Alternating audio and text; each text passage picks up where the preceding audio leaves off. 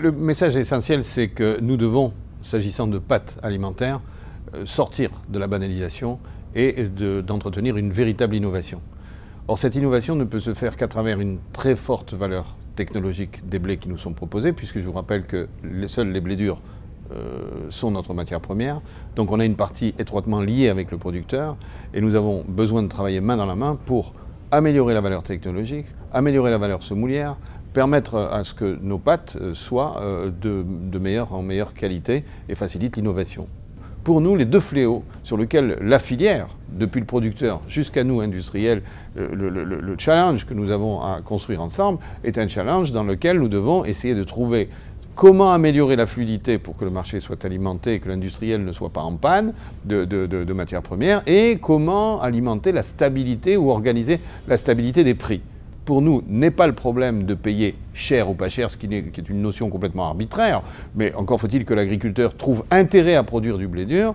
Mais cela dit, si ça doit être 250, si ça doit être 280, ben, nous paierons le prix, mais que ce prix soit stable. Nous achetons, nous, chaque année, près de 500 000 tonnes de blé dur. Bon, inconcevable de penser que ces 500 000 tonnes, les unes vont être payées à 180, les autres à 320. Donc, sûrement, il y a la place pour imaginer au moins partiellement, des politiques contractuelles qui permettent et la fluidité et une forme de stabilité du prix dans lequel on aura enlevé spéculation à la baisse et spéculation à la hausse. Donc je considère que pour organiser un marché à terme, il faut du volume, il faut de la transaction, il faut de la rapidité de transaction. Et ces éléments ne sont pas réunis. Donc aujourd'hui, très difficile d'imaginer qu'un groupe comme le nôtre ou un groupe quelconque puisse acheter à terme parce que c'est vraiment travailler à l'aveuglette et le marché n'est pas suffisamment alimenté. Je crois beaucoup plus à des politiques contractuelles. Il nous faut toujours combiner la productivité pour permettre à l'agriculteur d'extraire plus sur chacun de ses hectares pour pouvoir être payé, si possible, par un marché plus et encourager dans cette voie-là.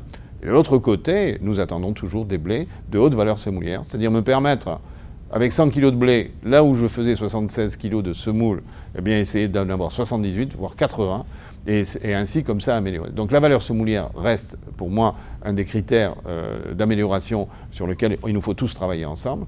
La valeur protéique, incontestablement, et peut-être je dirais, alors là s'adressant plus aux organismes stockeurs, l'homogénéité des lots. Rien de plus terrible entre le nord, le sud, l'est, d'avoir des lots hétérogènes. Donc plus on avancera vers l'homogénéisation des qualités qui seront fournies, plus on aura de sécurité et de régularité dans nos productions de pâtes. Alors, si l'on regarde aujourd'hui les contraintes qu'ont les exportateurs, prenons par exemple le Canada qui reste un pays essentiellement exportateur, lui a choisi non pas de travailler en matière de variété, mais de travailler en termes d'homogénéité, en termes de grade. Et il offre à la vente le grade numéro 1, le grade numéro 2, le grade numéro 3, etc. C'est sûrement une piste qu'il faut peut-être explorer parce que l'homogénéisation des blés est en soi une qualité.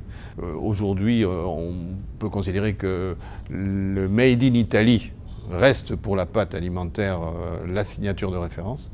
Ça n'est pas le cas pour la France.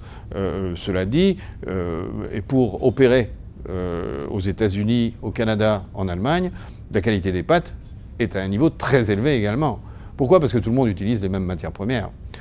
N'oublions pas que les opérateurs italiens exportent 50% de leur production et qui sont eux-mêmes déficitaires de la matière première, et que beaucoup de la matière première vient de France.